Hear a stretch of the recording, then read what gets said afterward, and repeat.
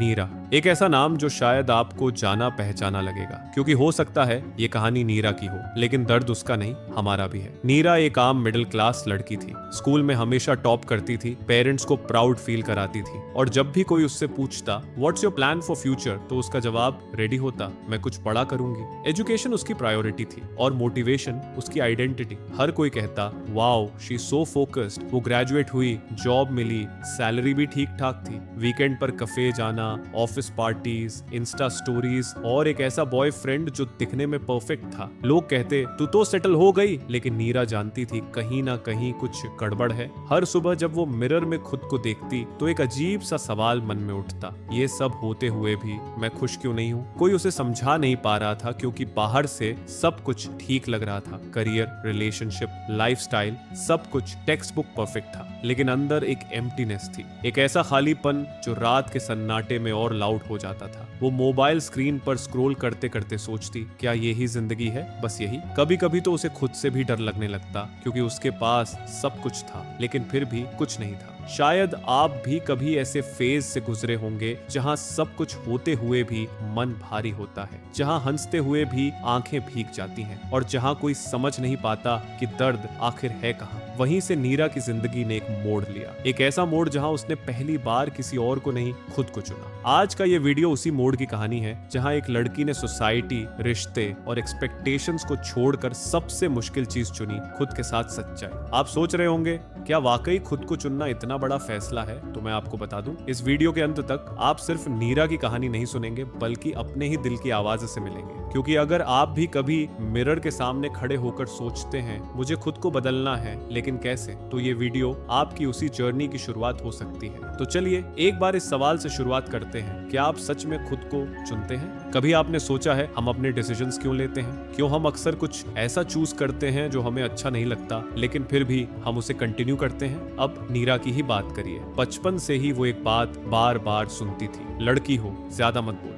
Mummy papa को शर्मिंदा मत करना, सबको खुश रखो, यही अच्छा होना होता है। नीरा को कभी खुद से ये पूछने का मौका ही नहीं मिला कि वो असल में क्या चाहती है। उसकी पूरी आइडेंटिटी स्कूल, रिलेटिव्स, सोसाइटी और उस इनविजिबल रूल बुक से बनी थी, जिसे हमने कभी लिखा ही नहीं, बस फॉलो करना सीख लिया। हर बार जब नीरा कोई डिसीजन लेती तो उसका पहला सवाल होता, लोग क्या सोचेंगे? और यही सवाल धीरे धीरे उसके माइंड का हिस्सा बन गया। उसने खुद को वो बनाया जो लोगों को अच्छा लगे, चाहे वो करियर हो, ड्रेसिंग सेंस हो, या फिर दोस्ती के चॉइसेस। कॉलेज में जब वो साइकोलॉजी पढ़ना चाहती थी तो फैमिली ने कहा डॉक्टर बनो, वो ज्यादा रिस्पेक्टेबल है, तो नीरा ने साइंस ले लिया, सिर्फ इसलिए क्योंकि घर वालों को फख्र महसूस हो। केली विकर्स कहती हैं, हम सब एक इनविजिबल लेंस से खुद को देखते हैं। वो लेंस होता है दूसरों की नजरों से खुद को देखना, यानी कि हमारा सेल्फ इमेज, हमारा कॉन्फिडेंस, यहाँ तक कि हमारी वर्थ, सब कुछ डिपेंड करता है कि दूसरे हमें कैसे देखते हैं। और ये हैबिट बचपन से शुरू होती है। जब पेरेंट्स कहते हैं गुड गर्ल बनो, जब टीचर्स कहते हैं टॉपर बनो, जब सोसाइटी कहती है एडजस्ट करना सीखो, हम स्लोली खुद को भूल जाते हैं। नीरा भी एक टाइम पर खुद को मिरर्स में नहीं,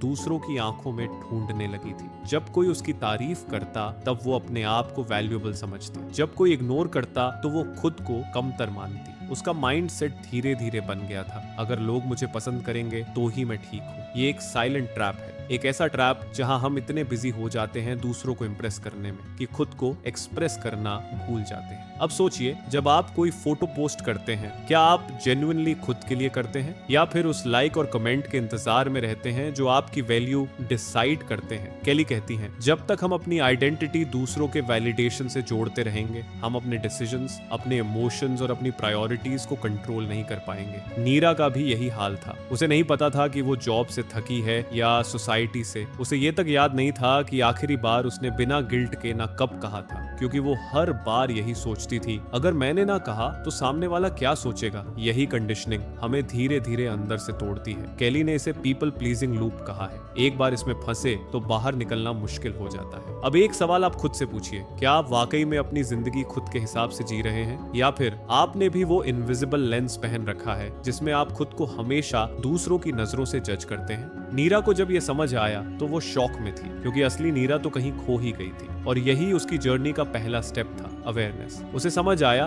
कि जब तक वो खुद से नहीं पूछेगी मैं क्या चाहती हूँ, तब तक उसकी सारी चॉइसेस किसी और के रिमोट से कंट्रोल होती रहेंगी। तो इस चैप्टर में एक ही बात समझ आई, दूसरों की नजरों से खुद को देखने से बड़ा धोखा कोई नहीं। क्योंकि जब आप अपनी आइडेंटिटी किसी और के हाथ में देते हैं तो वो चाहे तो आपको ऊपर उठाए या फिर गिरा दे, आप बस पपेट बन जाते हैं। लेकिन जैसे ही आप अपना लेंस साफ करते हैं और खुद को अपने नजरिए से देखने लगते हैं, वहीं से असली बदलाव शुरू होता है। इंस्टाग्राम पर नीरा की टाइमलाइन देखकर किसी को भी लगेगा उसकी लाइफ तो एकदम सॉर्टेड है। Beautiful photos, aesthetic reels, Sunday brunches, corporate success और वो स्माइल जो किसी ब्रांडेड टूथपेस्ट के एड जैसी लगती थी। लेकिन शायद कोई नहीं जानता था कि उस स्माइल के पीछे एक बहुत गहरा खालीपन था। नीरा हर दिन खुद को मोटिवेट करती, चल आज अच्छा दिन होगा, बी पॉजिटिव, ग्रेटिट्यूड रखो, सब ठीक हो जाएगा। लेकिन हर रात जब वो बेड पर लेटती तो लगता जैसे कोई एनर्जी ड्रेन हो चुकी है। एक सवाल अक्सर उसके माइंड में गूंजता, क्या मैं बस दिखा रही हूँ कि मैं खुश हूँ या मैं सच में खुश हूँ? केली वीकर्स इस स्टेट को कहती हैं द परफॉर्मिंग सेल्फ, यानी वो वर्जन ऑफ यू जो हर वक्त एक्ट कर रहा है, जो एक परफेक्ट इमेज मेंटेन कर रहा है ताकि दुनिया उसे पसंद करे। ये वो फेज होता है जहां आप हर दिन एक मास्क पहनते हैं और धीरे धीरे आप भूल जाते हैं कि उस मास्क के पीछे आपका असली चेहरा कैसा था। नीरा को भी यही हो रहा था। वो जॉब कर रही थी लेकिन पैशन गायब था। वो रिश्ते में थी लेकिन कनेक्शन खत्म हो चुका था। वो फ्रेंड्स के साथ आउटिंग्स पर जा रही थी लेकिन कॉन्वर्सेशंस सरफेस लेवल थी। सब कुछ है लेकिन कुछ भी नहीं। अब सोचिए कितनी बार हम भी ऐसी फेक हैप्पीनेस को अपना लेते हैं क्योंकि वो आसान है, क्योंकि सच को एक्सेप्ट करना अनकंफर्टेबल होता है। केली कहती है हमारी सोसाइटी हमें सिखाती है कि अनकंफर्टेबल फीलिंग्स को अवॉइड करो। सैड हो तो स्क्रॉल कर लो, कंफ्यूज्ड हो बिजी हो जाओ, अकेले हो तो किसी से बात कर लो, चाहे वो सुपरफिशियल क्यों ना हो, क्योंकि हम खाली बैठकर अपनी फीलिंग्स को फेस नहीं करना चाहते। और यही वजह है कि नीरा जैसे लाखों लोग हर दिन दुनिया के सामने एक हैप्पी पिक्चर पोस्ट करते हैं और फिर उस फोन को नीचे रखकर चुपचाप रोते हैं। ये फेक हैप्पीनेस एक तरह का इमोशनल बर्नआउट होता है जहां आप सब कुछ करते जा रहे हैं लेकिन वो सब मैकेनिकल है, हार्ट नहीं जुड़ा हुआ, बस रूटीन है। नीरा को एक दिन एहसास हुआ जब वो अपने पुराने कॉलेज फ्रेंड की शादी में गई। हर कोई मस्त था, डांस कर रहा था और नीरा भी सबके साथ फोटोज खिंचवा रही थी। लेकिन किसी ने उससे कैजुअली पूछ लिया, तू खुश है ना? और नीरा फ्रीज हो गई। उसने हंसते हुए हाँ कहा, लेकिन उसी मोमेंट उसे अपने झूठ का वजन महसूस हुआ। वो पहली बार अपने ही जवाब से डर गई क्योंकि वो जानती थी वो सिर्फ शो कर रही थी कि सब ठीक है। असल में उसके अंदर एक वॉइड था, एक खालीपन जो दिन ब दिन बढ़ता जा रहा था। केली बताती हैं जब हम खुद से डिस्कनेक्टेड हो जाते हैं तो हम अपने अंदर की आवाज को इग्नोर करना शुरू कर देते हैं। हमारा बॉडी कहता है रेस्ट करो, माइंड कहता है पॉज करो, सोल कहता है रिफ्लेक्ट करो, लेकिन हम कहते हैं बिजी रहो, देखो सब कुछ फाइन है। नीरा भी यही कर रही थी, हर इमोशन को सप्रेस कर देना, हर डिस्कम्फर्ट को स्माइल से मास्क कर देना। लेकिन एक दिन उसका बॉडी बोल उठा, अनजाना anxiety, unexplained fatigue, emotional breakdowns, यही वो सिग्नल्स थे जिनसे उसका माइंड कह रहा था अब स्टॉप करो, खुद से मिलो वरना खो जाओगी। केली कहती हैं fake happiness doesn't protect you, it disconnects you. आप जितना ज्यादा प्रिटेंड करते हैं कि सब ठीक है उतना ही कम आपके अंदर हीलिंग होती है। रियल हैप्पीनेस तब पॉसिबल होती है जब आप खुद से अनकंफर्टेबल सवाल पूछने की हिम्मत रखते हैं, जैसे क्या मैं सच में खुश हूँ? क्या मैं जो कर रहा हूँ वो मेरे दिल से है या सिर्फ दूसरों को दिखाने के लिए? क्या मेरा जीवन ऐसा है जिसमें मैं खुद को महसूस कर पा रहा हूँ? नीरा को फाइनली ये समझ आ गया, फेक हैप्पीनेस में जितना इन्वेस्टमेंट वो कर रही थी उतना ही ज्यादा वो खुद से दूर जा रही थी। और ये पहला स्टेप था उस इनर वॉइड को भरने का, क्योंकि वो जान चुकी थी अगर जिंदगी सिर्फ अच्छा दिखने तक सिमट गई है तो कहीं ना कहीं बहुत कुछ अंदर से खो गया है। इस चैप्टर से एक ही बात निकलती है, खुश दिखना और खुश होना दो बहुत अलग बातें हैं। और जब तक आप इस फर्क को समझ नहीं लेते आपका माइंड उस एम्प्टी स्पेस में ही घूमता रहेगा जहां बाहर सब कुछ ठीक लगता है लेकिन अंदर कुछ भी ठीक नहीं होता। हर इंसान की जिंदगी में एक ऐसा मोड़ आता है जहां वो सब कुछ पॉज करके खुद से पूछता है मैं कौन हूँ? लेकिन असली मुश्किल ये है कि हमें इस सवाल का जवाब पता ही नहीं होता। हमारी पूरी आइडेंटिटी सोसाइटी, फैमिली और दूसरों की एक्सपेक्टेशन से बनी होती है। नीरा भी इसी कंफ्यूजन में जी रही थी। वो खुद को जानना चाहती थी लेकिन कैसे? एक दिन अचानक ब्रेकडाउन, सटल नहीं था, बहुत लाउड था। ऑफिस में एक स्मॉल प्रेजेंटेशन फेल हो गई, बॉस ने थोड़ा ताना मार दिया और नीरा वहीं रो पड़ी। कलीग्स ने कहा relax, it's just a presentation. लेकिन उन्हें नहीं पता था वो आंसू उस एक दिन के नहीं थे, वो आंसू सालों से जमा हो रहे थे उस फेक स्माइल के पीछे, उस परफॉर्मेंस माइंडसेट के नीचे। नीरा ने उस दिन डिसाइड किया अब और नहीं। उसने पहली बार थेरेपी का ऑप्शन कंसिडर किया और वहीं से उसकी सेल्फ अवेयरनेस की जर्नी शुरू हुई। केली विकर्स कहती हैं, awareness is the first step towards real change. जब तक आप अपने ही पैटर्न्स को नहीं देखेंगे, आप बार बार उसी ट्रैप में फंसते रहेंगे। थेरेपिस्ट ने नीरा से पहला सवाल पूछा, तुम सच में क्या चाहती हो? और नीरा चुप हो गई, क्योंकि इतने सालों से वो सिर्फ ये जानती थी कि दूसरों को क्या चाहिए, लेकिन खुद से क्या चाहिए ये सवाल तो कभी पूछा ही नहीं। उसने धीरे धीरे नोटिस करना शुरू किया, किस सिचुएशन में वो एंग्शियस फील करती है, कब उसे गिल्ट होता है, किस बात से उसका माइंड ट्रिगर होता है। वो हर चीज को नोट करने लगी। केली इस प्रोसेस को कहती हैं कॉन्शियस ऑब्जर्वेशन। आप बस अपने माइंड और इमोशंस को जज किए बिना देखिए क्या चल रहा है। एग्जाम्पल के लिए नीरा ने देखा कि जब भी वो अपने कॉलेज ग्रुप के साथ होती है वो ओवरथिंक करने लगती है, क्योंकि वो लोग हमेशा उसे फील कराते हैं कि वो पीछे रह गई है। ये अवेयरनेस उसे पहले कभी नहीं थी। पहले वो बस मूड खराब होने पर ब्लेम करती थी, मे बी मैं ही वियर्ड हूँ। लेकिन अब उसे समझ आया कि उसके इमोशंस का एक पैटर्न है, एक कारण है। अवेयरनेस का मतलब ये नहीं कि सब कुछ अचानक ठीक हो जाएगा, लेकिन अवेयरनेस मतलब है अब आप अंधेरे में नहीं हैं। अब आपको पता है कि आप कौन सी गलियों में बार बार जा रहे हैं और किन रास्तों से आपको बचना है। केली बताती हैं, जब तक आप अनअवेयर रहते हैं, आपका सबकॉन्शियस ही आपकी लाइफ चला रहा होता है। लेकिन जैसे ही आप कॉन्शियस होने लगते हैं, आप खुद ड्राइविंग सीट पर आ जाते हैं। नीरा ने एक छोटा सा स्टेप लिया। उसने एक जर्नल शुरू किया जहां वो हर रात सिर्फ एक सवाल लिखती थी, आज के दिन में ऐसा क्या था जो मुझे परेशान कर गया। धीरे धीरे उसके आंसर सामने आने लगे। कभी कभी उसका ट्रिगर एक दोस्त की टोन होती थी, कभी कोई इंस्टाग्राम पोस्ट उसे फील कराता था कि वो काफी नहीं है, कभी उसकी अपनी इंटरनल वॉइस उसे नीचे खींचती थी। अब वो सिर्फ फील नहीं कर रही थी, वो ऑब्जर्व कर रही थी, और यहीं से हीलिंग का दरवाजा खुला। केली इस अवेयरनेस को एक गिफ्ट मानती है, क्योंकि अवेयरनेस का मतलब है अब आपके पास चॉइस है। अब आप रिएक्ट नहीं करते, अब आप रिस्पॉन्ड करते हैं। अब आप गिल्ट में डिसीजन नहीं लेते, आप क्लैरिटी में डिसीजन लेते हैं। अब अगर कोई बाउंड्री क्रॉस करता है तो आप उसे टॉलरेट नहीं करते, आप उसे रिकॉग्नाइज करते हैं। पहले नीरा हर बार हाँ बोलती थी, चाहे उसे मन न हो, लेकिन अवेयरनेस के बाद उसने पहली बार किसी को ना कहा, और वो भी गिल्ट के बिना, क्योंकि अब वो जानती थी उसका कंफर्ट, उसकी एनर्जी और उसकी पीस किसी के भी ईगो से ज्यादा इंपॉर्टेंट है। अवेयरनेस ने नीरा को ये नहीं सिखाया कि दुनिया कैसे बदलेगी, अवेयरनेस ने उसे ये सिखाया कि वो खुद को कैसे संभालेगी जब दुनिया नहीं बदलेगी। और यही असली पावर है। इस चैप्टर का सबसे बड़ा सबक यही है, खुद को जानना कोई लग्जरी नहीं, ये जरूरी है। क्योंकि जब आप खुद को नहीं जानते तो आप हर किसी की चॉइस बन जाते हैं, लेकिन जैसे ही आप खुद को समझते हैं, आप अपनी लाइफ के सीईओ बन जाते हैं, जहां डिसीजंस आपके टर्म्स पर होते हैं। एक बात धीरे धीरे नीरा को समझ आने लगी थी कि अगर उसे अपने अंदर का खालीपन भरना है तो उसे सबसे पहले खुद के लिए स्पेस बनाना होगा। लेकिन उस स्पेस को प्रोटेक्ट करने के लिए उसे एक चीज सीखनी थी, बाउंड्रीज। लेकिन बाउंड्रीज का नाम आते ही नीरा डर गई, क्योंकि उसके दिमाग में बचपन से ये बिलीफ बैठा हुआ था, अच्छे लोग कभी ना नहीं कहते, कभी पेरेंट्स से ना कहना बदतमीजी है, स्कूल में team work means compromise, relationship में एडजस्ट करना पड़ता है। नीरा ने बाउंड्रीज को हमेशा सेल्फिशनेस समझा, लेकिन अब अवेयरनेस की प्रोसेस में उसे केली विकर्स की एक लाइन बहुत अंदर तक छू गई। बाउंड्रीज सेल्फिश नहीं होती, वो सेल्फ रिस्पेक्ट की निशानी होती है। नीरा ने सोचना शुरू किया, अब तक कितनी बार उसने वो चीजें की जो उसका मन नहीं था, कितनी बार वो बिना चाहत के मीटिंग्स में रुकी रही बस इसलिए क्योंकि वो मना नहीं कर पाई, कितनी बार उसने टॉक्सिक कॉन्वर्सेशंस में हिस्सा लिया क्योंकि सामने वाला हर्ट ना हो, कितनी बार किसी को यस कहा जब असल में उसका पूरा सिस्टम नो चिल्ला रहा था। केली कहती है, जब हम बिना बाउंड्रीज के जीते हैं तो हम खुद को हर किसी की इमोशनल पंचिंग बैग बना लेते हैं। हमारा एनर्जी लेवल, मेंटल पीस और कॉन्फिडेंस सब ड्रेन होने लगता है। नीरा को बाउंड्रीज सेट करने का पहला चैलेंज तब आया जब उसकी बॉस ने एक दिन कैजुअली कह दिया, कल लेट रुकना पड़ेगा, एक इंपॉर्टेंट फाइल है।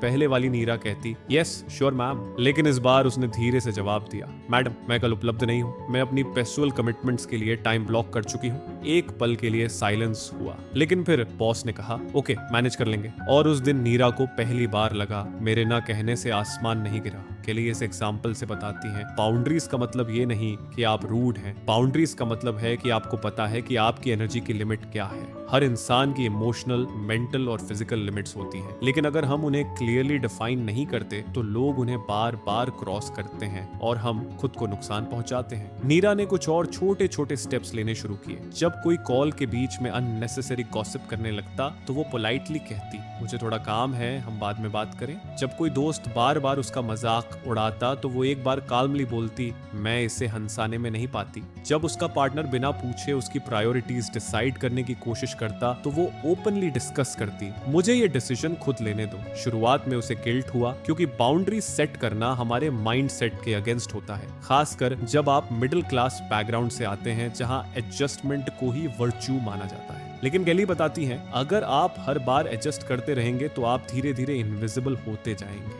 अपनी ही लाइफ में। बाउंड्रीज सिर्फ दूसरों से प्रोटेक्ट करने के लिए नहीं होती, वो सेल्फ लव का एक्सप्रेशन होती है। जैसे नीरा ने खुद से कमिटमेंट किया, मैं अब खुद को आखिरी प्रायोरिटी नहीं बनने दूंगी। और ये सिर्फ वर्ड्स नहीं थे, ये एक माइंडसेट था। अब जब कोई उसके लिमिट को क्रॉस करता तो वो पैसिव रिएक्ट नहीं करती, वो काल्म और क्लियर होकर बात करती। और यही केली का फिलॉसफी है, clarity is kind, confusion is cruelty. Boundaries किसी दीवार की तरह नहीं होती, वो एक ट्रांसपेरेंट लाइन होती है जो लोगों को ये समझाती है कि आप उन्हें रिस्पेक्ट करते हैं, लेकिन आप खुद को भी उतना ही रिस्पेक्ट करते हैं। और जब आप खुद को रिस्पेक्ट देना शुरू करते हैं तो दुनिया भी उसी नजर से आपको देखती है। इस चैप्टर में नीरा ने जो सीखा वो हम सभी के लिए जरूरी है। ना कहना एक रिजेक्शन नहीं होता, वो एक डिक्लेरेशन होता है कि आप अपनी पीस, एनर्जी और आइडेंटिटी को प्रायोरिटाइज करते हैं। बाउंड्रीज रखना आपको अलग थलग नहीं करता, वो आपको रियल बनाता है। क्योंकि जब आप हर किसी के लिए यस पर्सन बन जाते हैं तो आप खुद के लिए नो पर्सन बनते चले जाते हैं। नीरा एक दिन खुद से पूछती है, अगर मैं किसी को कुछ भी एक्सप्लेन ना करूं, अगर कोई मुझे नोटिस ना करे,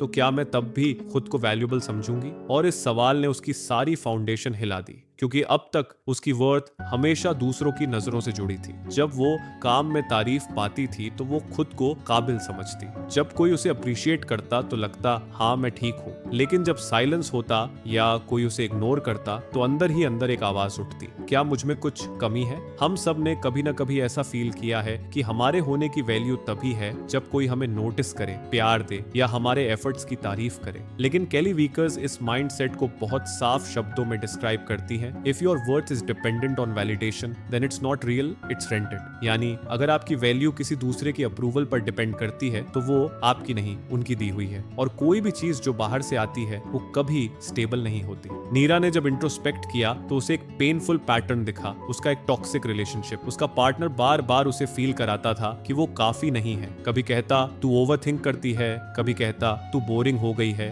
और धीरे धीरे नीरा ने इन बातों को सच मान लिया था, क्योंकि उसके अंदर खुद की कोई क्लियर इमेज नहीं थी। वो दूसरों के शब्दों को ही अपना ट्रूथ मानने लगी थी। केली कहती है, सेल्फ वर्थ का मतलब है खुद की नजरों में अपनी कीमत जानना, भले ही कोई और न जाने। अब नीरा ने खुद से एक छोटा सा वादा किया, मैं खुद से कनेक्शन बनाऊंगी बिना किसी एक्सटर्नल वैलिडेशन के। उसने सबसे पहले मिरर्स में खुद को देखना शुरू किया, ना मेकअप के साथ ना फिल्टर्स के साथ, बस एक नजर खुद पर। पहले कुछ दिन अजीब लगे, लेकिन फिर उसे महसूस हुआ कि जिस इंसान को वो इतने सालों से नजरअंदाज कर रही थी वो सबसे ज्यादा डिजर्व करता है उसकी अटेंशन। नीरा ने कुछ एक्सरसाइजेस शुरू की जो केली रिकमेंड करती है। एक नोटबुक में उसने रोज एक लाइन लिखी, आज मैं खुद को क्यों वैल्यूएबल मानती हूँ। शुरुआत में वो कंफ्यूज्ड रहती थी, आंसर्स नहीं मिलते थे, लेकिन धीरे धीरे वो छोटी छोटी चीजें नोटिस करने लगी। मैंने आज खुद को रेस्ट करने दिया, मैंने अपनी ओपिनियन क्लियरली रखी, मैंने किसी के सामने फेक स्माइल नहीं बनाई। और यहीं से उसका सेल्फ वर्थ धीरे धीरे बिल्ड होने लगा। सेल्फ वर्थ का मतलब ये नहीं कि आप हमेशा कॉन्फिडेंट रहेंगे या हर दिन खुद से प्यार करेंगे। सेल्फ वर्थ का मतलब ये है कि आप खुद के लिए स्टैंड करेंगे जब कोई और आपके लिए नहीं करेगा। नीरा अब दूसरों के ओपिनियन से हर्ट तो होती थी, लेकिन वो खुद को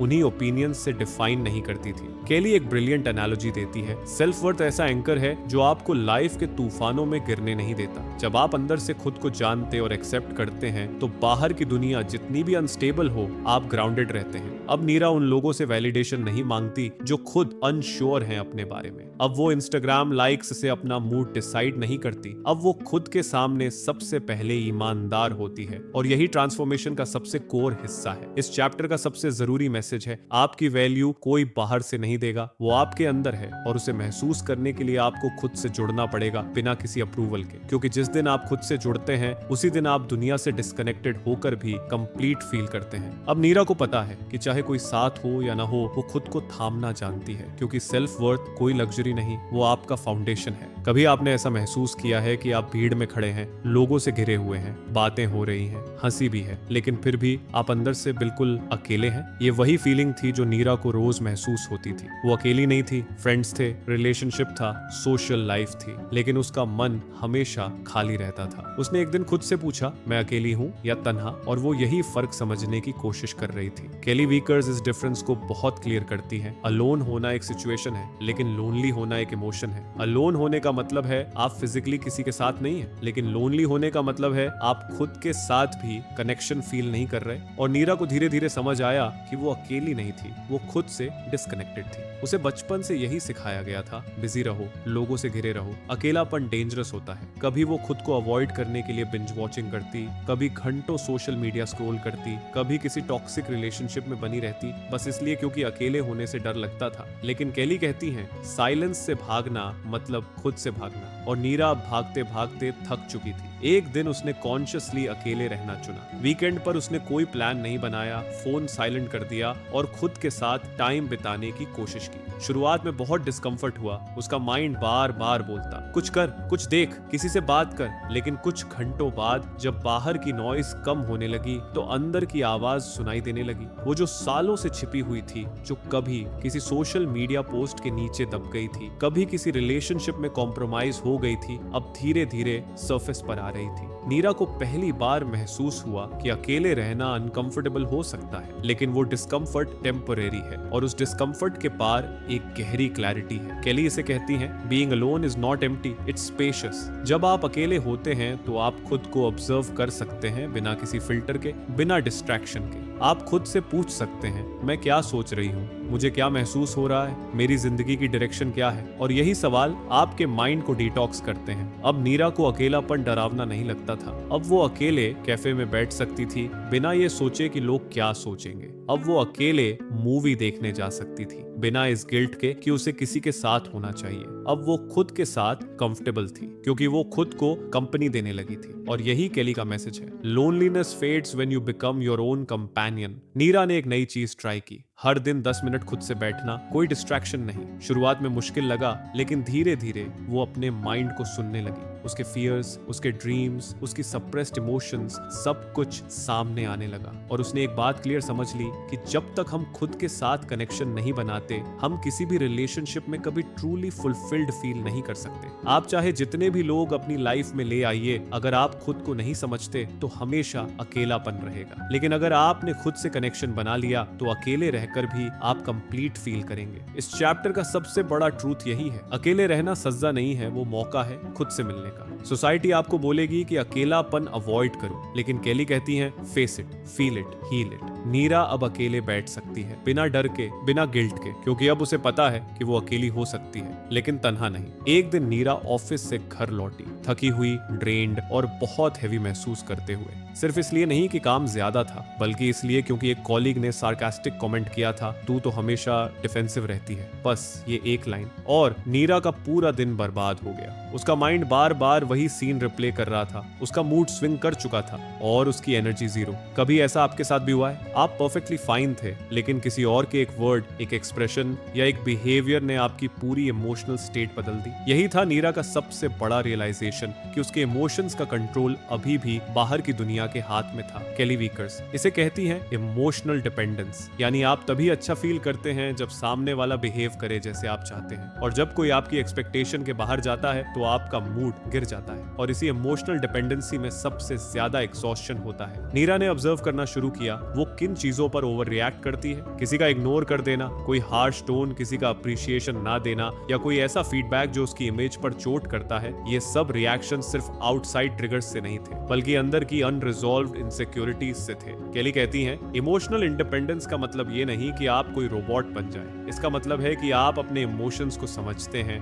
रेगुलेट करते हैं और दूसरों की अनप्रेडिक्टेबिलिटी से इम्पैक्ट नहीं होते। अब नीरा ने खुद से एक पैक्ट किया, अब मेरा मूड किसी और की बात, बिहेवियर या ओपिनियन से डिफाइन नहीं होगा। उसने खुद को ट्रेन किया रिस्पॉन्ड करने के लिए, रिएक्ट नहीं करने के लिए। एग्जाम्पल, जब अगली बार वही कॉलीग सार्केस्टिक कमेंट करता है, नीरा मुस्कुराती है और सोचती है, शायद उसकी अपनी फ्रस्ट्रेशन है, ये मेरे बारे में नहीं है। पहले वो बात इंटरनल हो जाती थी, अब वो रिकॉग्नाइज कर पाती है कि सामने वाले का बिहेवियर उसकी प्रोजेक्शन है, ना कि उसकी रियलिटी। केली इसे कहती हैं, detach the emotion from the person, यानी आप ये समझें कि आप हर बात को पर्सनल ना लें। इमोशनल इंडिपेंडेंस का सबसे बड़ा टेस्ट आया जब नीरा का पार्टनर उससे नाराज हो गया। पहले वो गिल्ट में डूब जाती थी, शायद मेरी गलती है, मुझे फिक्स करना चाहिए। लेकिन इस बार उसने कामली पूछा, क्या तुम अपने इमोशंस को प्रोसेस करके मुझसे बात कर सकते हो बजाय ब्लेम करने के? और वो चौंक गया, क्योंकि अब नीरा ट्रिगर नहीं हो रही थी, अब वो सेंटर्ड थी। और यही केली का कोर प्रिंसिपल है। इमोशनली इंडिपेंडेंट लोग किसी के बिहेवियर से डिस्टर्ब नहीं होते, वो उसको ऑब्जर्व करते हैं, प्रोसेस करते हैं और फिर मैच्योर तरीके से हैंडल करते हैं। अब नीरा का मूड सुबह की वेदर, इंस्टाग्राम स्क्रॉल या किसी टॉक्सिक इंसान की वाइब से डिसाइड नहीं होता। अब वो खुद से जुड़ी हुई है, ग्राउंडेड। अब अगर कोई कॉम्प्लीमेंट देता है, अच्छा लगता है, ना दे तब भी फर्क नहीं पड़ता।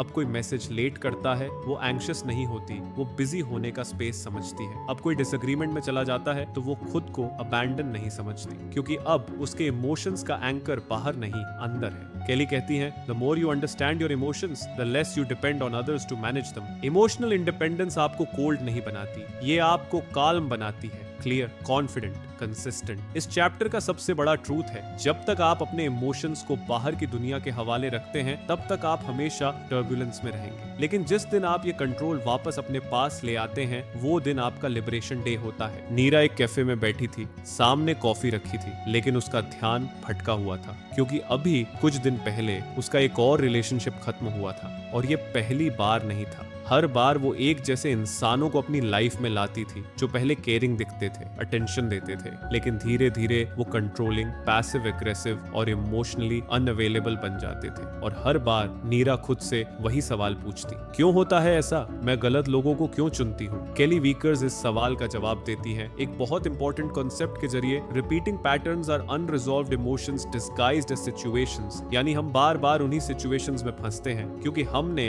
अंदर की किसी पुरानी इमोशनल वूंड को अभी तक हील नहीं किया होता। और जब तक वो वूंड ठीक नहीं होती, हम उसे अलग अलग लोगों और सिनारियोस के जरिए दोहराते रहते हैं बार बार। नीरा ने जब बैकवर्ड देखना शुरू किया तो उसने पैटर्न नोटिस किया। उसका पहला रिलेशनशिप स्कूल में था, जहां वो हमेशा खुद को प्रूव करती थी कि वो काफी है। उसके बाद कॉलेज में एक ऐसा इंसान मिला जिसने उसे अक्सर टू इमोशनल कहा। फिर एक ऐसा पार्टनर जो हर बात पर उसका मजाक उड़ाता और फिर कहता, आई वॉज जस्ट जोकिंग। हर बार वो इमोशनल निग्लेक्ट के साथ डील कर रही थी, लेकिन लेबल अलग अलग था। केली बताती हैं, अगर आप बार बार एक जैसे पेन में फंसते हैं तो शायद आप फैमिलियर पेन को कंफर्ट समझ बैठे हैं। नीरा ने खुद से ये एक्सेप्ट किया कि कहीं ना कहीं उसे ऐसा लगने लगा था कि अटेंशन के लिए फाइट करना नॉर्मल है, फीलिंग्स को प्रूव करना लव है और पेन सहना अटैचमेंट का हिस्सा है। और यही था उसका रिपीटिंग पैटर्न। अब सवाल उठता है, इन पैटर्न से बाहर कैसे निकला जाए? केली इसके लिए 3 चरण अप्रोच बताती है। चरण 1, अवेयरनेस। सबसे पहले पैटर्न को रिकॉग्नाइज करो। नीरा ने एक जर्नल में लिखा, क्या सिमिलैरिटी थी इन लोगों में? कैसे सिचुएशंस में वो खुद को पावरलेस फील करती थी? हर बार ब्रेकअप के बाद वो क्या ब्लेम करती थी, खुद को या दूसरों को? अवेयरनेस ने उसे ट्रूथ दिखाया कि हर बार वो सेम इमोशनल ट्रिगर्स के चक्कर में फंस रही थी। Step 2, accountability. अब ब्लेम गेम छोड़ना था। नीरा ने खुद से कहा, मैंने ये पैटर्न अलाउ किया क्योंकि मुझे लगा इससे मुझे प्यार मिलेगा। केली कहती है, अकाउंटेबिलिटी कोई गिल्ट नहीं है, वो आपकी पावर की शुरुआत है। अब नीरा किसी और को विलन नहीं बना रही थी, वो खुद को समझ रही थी। Step 3, replacement. अब पैटर्न ब्रेक करने के लिए उसे नए रिस्पॉन्सेज अडॉप्ट करने थे। अब अगर कोई इंसान अर्ली स्टेज में ही डिसरिस्पेक्ट दिखाता तो नीरा उसे इग्नोर नहीं करती। पहले वो सोचती थी, शायद मैं ओवर रिएक्ट एक्ट कर रही हूँ। अब वो सोचती थी नहीं, ये मेरा बाउंड्री ब्रेक हो रहा है और मैं अब साइलेंट नहीं रहूंगी। अब वो अपने पुराने ट्रिगर्स को अवेयरनेस के फिल्टर से देखती थी। केली का कहना है patterns repeat until we interrupt them with new behaviour. यानी जब आप खुद को ऑब्जर्व करते हैं और उसी मोमेंट पर नया एक्शन लेते हैं तभी असली शिफ्ट आता है। नीरा ने जब ये पैटर्न तोड़ा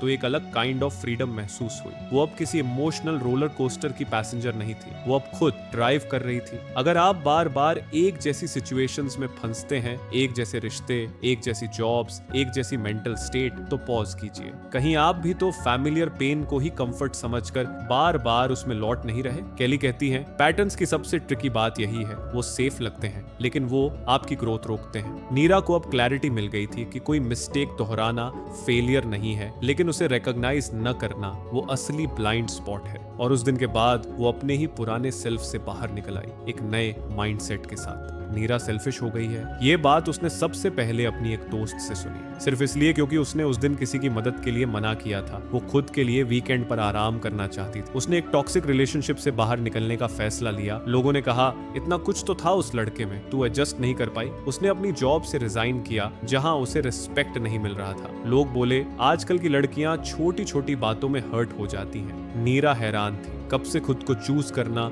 खुद से प्यार करना और अपनी मेंटल हेल्थ को प्रायोरिटी देना एक गुनाह बन गया है। केली वीकर्स इस सोच को बहुत ब्लंटली एड्रेस करती है। सोसाइटी ने एक फॉर्मूला सेट कर रखा है, गिव मोर, एडजस्ट मोर, स्माइल मोर। और जब आप खुद को चुनते हैं तो आप उस फॉर्मूला को तोड़ते हैं। और जब आप कोई पैटर्न तोड़ते हैं तो डिस्कंफर्ट होता है, दूसरों को भी और खुद को भी। लेकिन यही डिस्कंफर्ट ट्रांसफॉर्मेशन की शुरुआत है। नीरा ने जब खुद को चुनना शुरू किया तो शुरुआत में उसे गिल्ट हुआ। वो सोचती थी क्या मैं ओवर रिएक्ट कर रही हूँ, क्या मुझे और एडजस्ट करना चाहिए था, क्या मुझे ये राइट है कि मैं अपने लिए खड़ी हो जाऊं। लेकिन फिर केली की एक लाइन ने उसे जैसे जगा दिया, आपका स्वार्थवादी होना शांति को लोगों के दर्द के बजाय चुनने के लिए नहीं है। अब नीरा क्लैरिटी में थी। उसे समझ आ गया था कि लोग आपको तब तक अच्छा मानते हैं जब तक आप उनकी एक्सपेक्टेशंस पूरी करते हैं, लेकिन जिस दिन आप अपनी प्रायोरिटीज डिफाइन करते हैं उसी दिन आप डिफिकल्ट, कोल्ड या सेल्फिश कहलाते हैं। पर सच ये है आप सिर्फ उन्हें डिसअपॉइंट कर रहे हैं जो आपकी बाउंड्रीज को रिस्पेक्ट नहीं करते।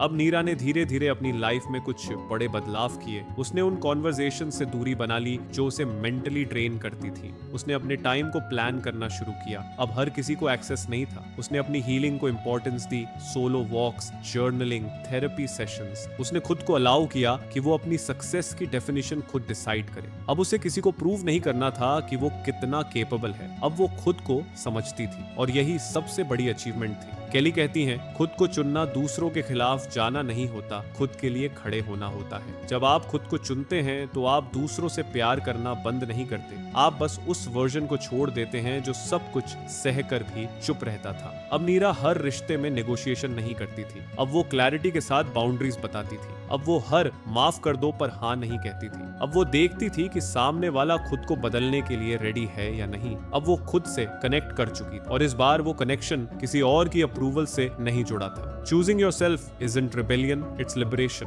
और इस लिबरेशन की सबसे खूबसूरत बात यह है कि जब आप खुद को चुनते हैं तो आप दूसरों को भी ऑथेंटिकली लव कर पाते हैं, क्योंकि अब आप डर में नहीं, क्लैरिटी में जी रहे होते हैं। इस चैप्टर का सबसे गहरा ट्रूथ यही है, खुद को चुनना एक लग्जरी नहीं है, वो सर्वाइवल है। अगर आप खुद को नहीं चुनते तो आप धीरे धीरे उन लोगों की एक्सपेक्टेशंस का हिस्सा बन जाते हैं जो खुद कंफ्यूज्ड है। लेकिन जिस दिन आप क्लैरिटी से कह देते हैं अब मैं अपनी प्रायोरिटीज खुद सेट करूंगा, करूंगी, उसी दिन आप अपनी लाइफ का डायरेक्शन अपने हाथ में लेते हैं। और नीरा ने वही किया। नीरा वही लड़की जो कभी दूसरों की नजरों में परफेक्ट बनने की कोशिश करती थी, अब खुद की नजरों में ऑनेस्ट बन चुकी है। जिसके लिए कभी ना कहना मुश्किल था, अब वो बड़ी ही क्लैरिटी से अपनी बाउंड्रीज डिफाइन करती है। जिसे कभी अकेले रहना अनकंफर्टेबल लगता था, अब वही नीरा अपनी कंपनी को सबसे सुकून भरी जगह मानती है। जिसे हर कॉम्प्लीमेंट, हर अप्रूवल, हर वैलिडेशन की भूख थी, अब वो खुद को उस भूख से आजाद कर चुकी है। पर क्या ये जर्नी सिर्फ नीरा की थी, या फिर क्या आपके अंदर भी कोई ऐसा हिस्सा है जो नीरा की तरह खुद से दूर हो चुका है? हो सकता है आप भी कई बार मुस्कुरा रहे हो लेकिन अंदर से थके हुए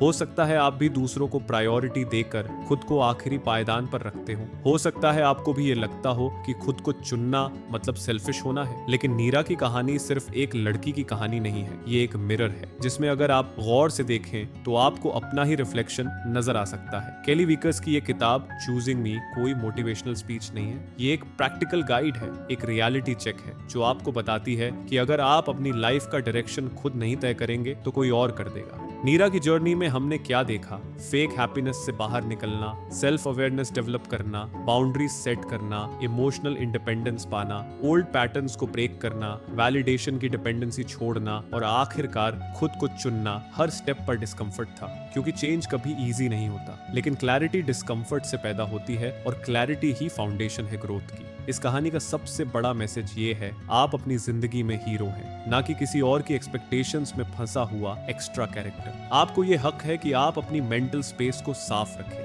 आपको ये हक है कि आप क्लैरिटी से डिसीजंस लें, ना कि गिल्ट से। और आपको पूरा हक है खुद को चुनने का, बार बार। तो अब अगर अगली बार आप मिरर के सामने खड़े हों और आपके मन में वो पुराना सवाल लौट आए, क्या मैं खुश हूं? तो याद रखिए, आपके अंदर वो क्लैरिटी पहले से मौजूद है। बस उसे परमिशन दीजिए खुद को चुनने की, क्योंकि जब आप खुद को चुनते हैं तो आप दुनिया को सिखाते हैं कि आप कैसा ट्रीटमेंट डिजर्व करते हैं। नीरा की कहानी अब खत्म हो रही है, लेकिन आपकी कहानी यहीं से शुरू हो सकती है। और आप चाहें तो आज आप भी खुद को चुन सकते हैं। अब एक पल के लिए, बस एक पल के लिए सब कुछ रोक दीजिए, अपना फोन नीचे रखिए, स्क्रॉल करना बंद करिए और खुद से सिर्फ एक सवाल पूछिए, क्या मैं सच में खुद को चुन रहा हूं? नहीं, वो फेक पॉजिटिविटी वाली बातें नहीं, वो फोर्स्ड स्माइल वाले सेल्फीज नहीं, और नहीं, वो दूसरों को खुश रखने के चक्कर में खुद को नजरअंदाज करने वाला कंफर्ट जोन नहीं। मैं उस चॉइस की बात कर रहा हूं जहां आप खुद को प्रायोरिटी देते हैं, खुद से अनकंफर्टेबल सवाल पूछते हैं और उस अनकंफर्टेबल ट्रूथ को फेस करते हैं जो आपने सालों से दबा रखा है। आप रोज किसी को चूज करते हैं, फैमिली, फ्रेंड्स, करियर, सोसाइटी, लेकिन क्या आपने कभी खुद को उस लिस्ट में सबसे ऊपर रखा है? केली वीकर्स ने एक सिंपल लेकिन स्ट्रॉन्ग बात कही, खुद को चुनना कोई ईगो नहीं है, वो आपकी सेल्फ रिस्पेक्ट की वॉइस है। और जब तक आप उस वॉइस को सुनेंगे नहीं, आप हर दिन दूसरों की लाइफ के मुताबिक खुद को मोल्ड करते रहेंगे। इस वीडियो को यहीं छोड़ देना आसान है, स्क्रॉल करके अगला वीडियो देख लेना आसान है, लेकिन शायद आज का ये सवाल आपके अंदर कुछ हिला दे। अगर इस पूरे वीडियो में सिर्फ एक लाइन आपके मन में बची हो तो वो ये होनी चाहिए, मुझे खुद को चुनने का हक है, बिना गिल्ट के, बिना एक्सप्लेनेशन के, बिना परमिशन के। तो आज कुछ बड़ा नहीं, सिर्फ एक छोटा स्टेप लीजिए खुद के लिए। शायद आज आप किसी को मना कर दें, या शायद आज आप बस 10 मिनट खुद के साथ चुप बैठे, या सिर्फ एक लाइन लिखे, मैं अब खुद को नजरअंदाज नहीं करूंगा, करूंगी। यही छोटा स्टेप आपके अंदर की आवाज को फिर से जिंदा कर सकता है। और जब अगली बार कोई आपसे पूछे तुम किसके लिए जीते हो, तो मुस्कुराकर जवाब देना, अब मैं खुद के लिए जीती हूँ।